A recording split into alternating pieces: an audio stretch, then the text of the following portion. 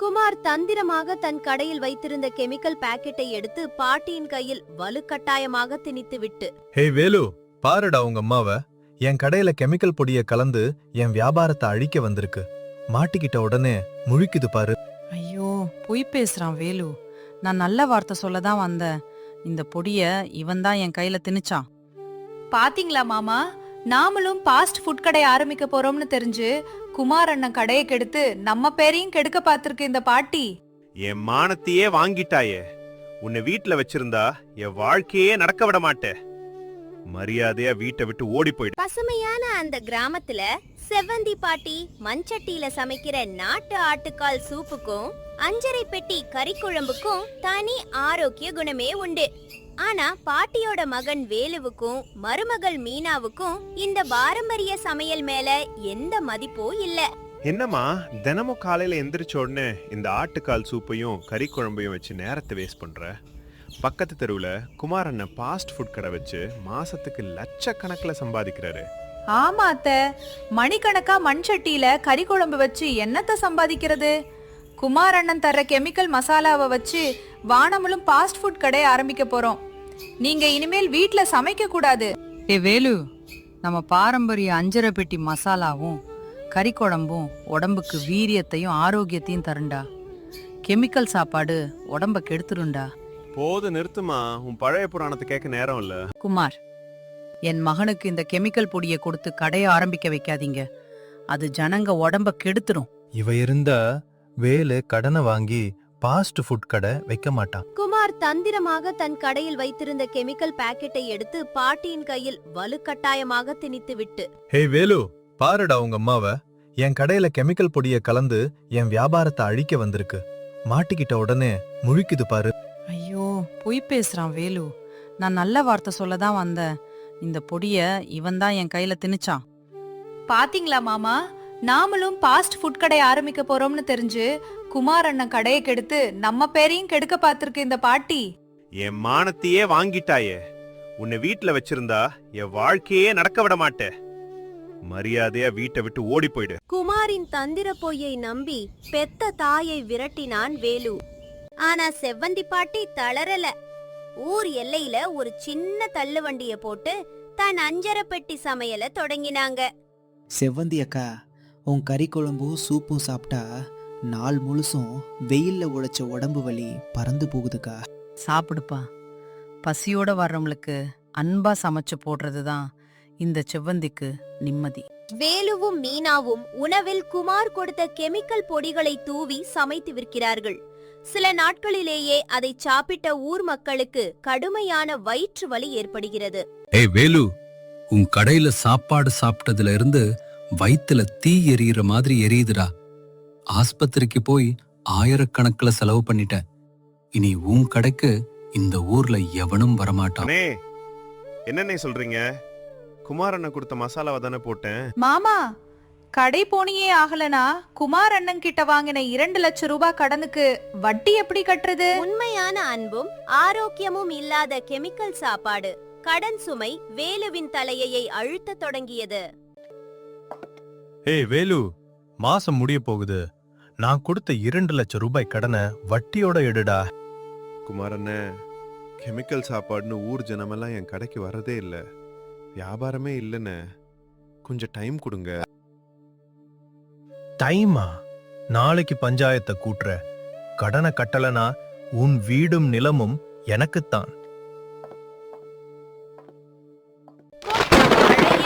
பாட்டியின் கடையில் சூடான ஆட்டுக்கால் சூப்பின் மணமும் கறி குழம்பு வாசனையும் தூக்குகிறது.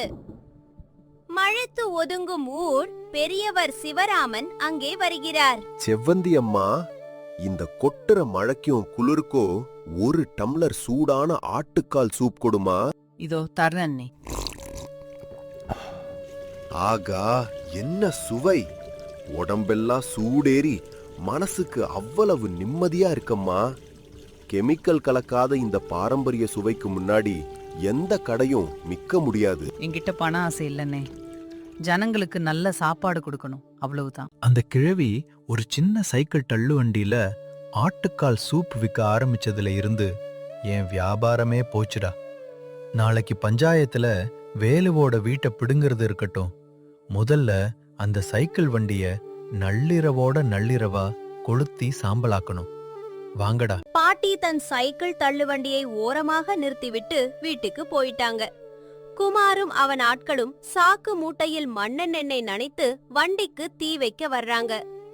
அந்த நேரம் பார்த்து வயலுக்கு தண்ணீர் பாய்ச்ச நள்ளிரவில் தன் அரிவாள் டார்ச் லைட்டோடு நடந்து வரும் பெரியவர் சிவராமன் இருட்டில் மறைந்து இதை பார்த்தோடுறார். சீக்கிரம் கொளுத்துடா, வண்டி சாம்பலானாதான் அந்த கிழவி அடங்குவா. சிவராமன் திடீரென டார்ச் லைட்டை அடித்து, எவன்டா அங்கே என்று கத்தியதும் குமாரும் அவனது ஆட்களும் பயந்து ஓடி விடுகிறார்கள். டேய் வேலு, பண ஆசையில உங்க அம்மாவை வீட்டை விட்டு விரட்டினியே, நீ நம்பின குமார் நேத்து ராத்திரி உன் அம்மாவோட சைக்கிள் தள்ளு வண்டிய கொளுத்த வந்தான்டா. நான் மட்டும் போகலனா இன்னைக்கு உன் அம்மாவுக்கு அந்த வண்டியும் இல்லாம போயிருக்கும். ஐயோ, என் அம்மாவோட உழைப்பையா? நான் எவ்வளோ பெரிய முட்டாள். கெமிக்கலையும் பணத்தையும் நம்பி என் பெத்த தாய்க்கு எவ்வளோ பெரிய துரோகம் பண்ணிட்டேன். குமாரின் வஞ்சகமும் தான் செய்த தவறும் வேலுவுக்கு தெள்ளத் தெளிவாக புரிந்தது. ஆனால் காலை பஞ்சாயத்தில் குமார் விரித்த மிகப்பெரிய வலை அவர்களுக்கு காத்திருந்தது. சிவராமண்ணே, என் அம்மா சமைச்ச ஆட்டுக்கால் சூப்பும் கறி குழம்பும் இந்த ஊருக்கு மட்டும் ஆரோக்கியம் தரலன்னு என் குடும்பத்தையே வாழ வச்ச தெய்வம் என் அம்மா. அந்த குமாரோட கெமிக்கல் பொடியையும் பணத்தையும் நம்பி சொந்த தாய்க்கு நான் எப்பேற்பட்ட பாவியா துரோகம் பண்ணிட்டேன். ஐயோ. சிவராமன் சொன்ன உண்மையை கேட்டு அதிர்ச்சி அடைந்த வேலுவும் மீனாவும் பதறி அடித்துக் கொண்டு ஆலமரத்தடி நோக்கி ஓடி வருகிறார்கள்.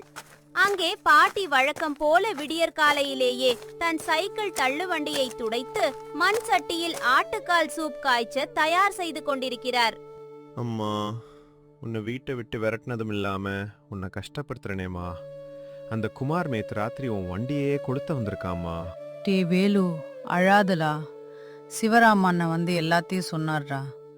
பெத்த தாயோட உழைப்ப அழிக்க அந்த குமார் நினைச்சாலும் ஊர் ஜனங்களோட நல்ல எண்ணம் வண்டிய காப்பாத்திருச்சுடா.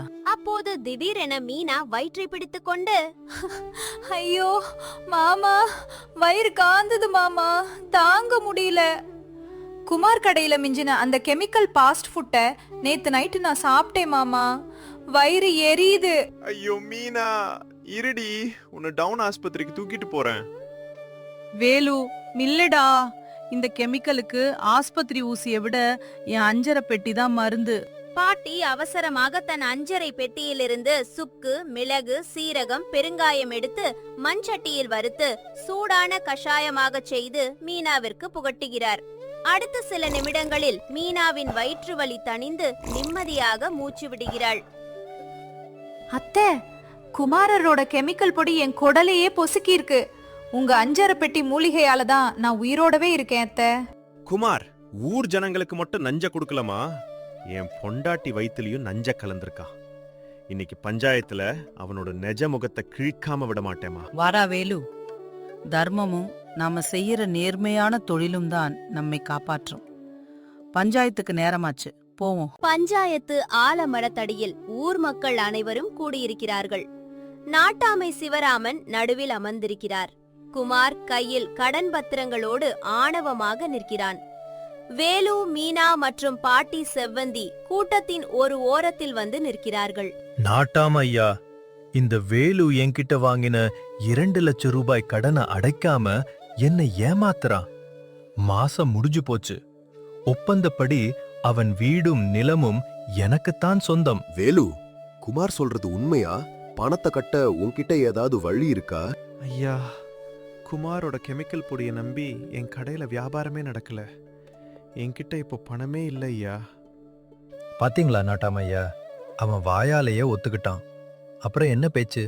பஞ்சாயத்து தீர்ப்பை சொல்லி அவன் வீட்டை என் பேருக்கு எழுதி கொடுங்க ஐயா. வேலுவின் வறுமையையும் பலவீனத்தையும் பயன்படுத்தி அவன் வீட்டை பிடுங்க குமார் ஆவலோடு காத்திருந்தான். ஆனால் செவ்வந்தி பாட்டியிடம் ஒரு பெரிய திட்டம் இருந்தது. நில்லுங்க நாட்டாமையா, என் பையன் வாங்கின கடனை நான் அடைக்கிறேன். தள்ளு வண்டியில சூப் விக்கிற கிழவி 2 லட்சம் ரூபாய கட்ட போறியா? என் அஞ்சரை பெட்டி சமையலை நம்பி ஊர் ஜனங்க தந்த காசும் என் புருஷன் கட்டின இந்த தாலியும் இருக்கையா. 2 லட்சம் ரூபாய்க்கு மேல தேரும். என் பையன் கடனை தீத்துருங்க. அம்மா, உன்னை வீட்டை விட்டு துரத்தின பாவிக்கு இந்த தாலியை வித்து உதவறியேம்மா. நிறுத்துங்க குமார். நேத்து ராத்திரி இந்த செவ்வந்தி அம்மாவோட வண்டிய கொளுத்த பார்த்தது நீதானே? வயலுக்கு தண்ணி பாய்ச்ச போனனா என் கண்ணால பார்த்தேன்டா. ஊருக்கு கெமிக்கல் சாப்பாடு போட்டு நோயாளி ஆக்குனதும் இல்லாம ஒரு தாயோட உழைப்ப அழிக்க பாத்தியாடா.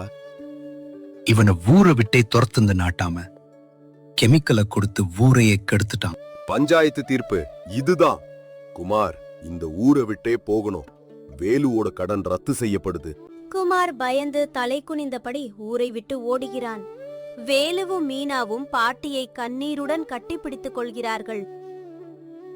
அம்மா, பண ஆசையில அந்த குமாரோட கெமிக்கல் பொடியையும் நாக்கு ருசியையும் நம்பி என் பெத்த தாயோட அன்பையும் பாரம்பரிய அஞ்சரை பெட்டியோட ஆரோக்கியத்தையும் மறந்த பாவிமானா.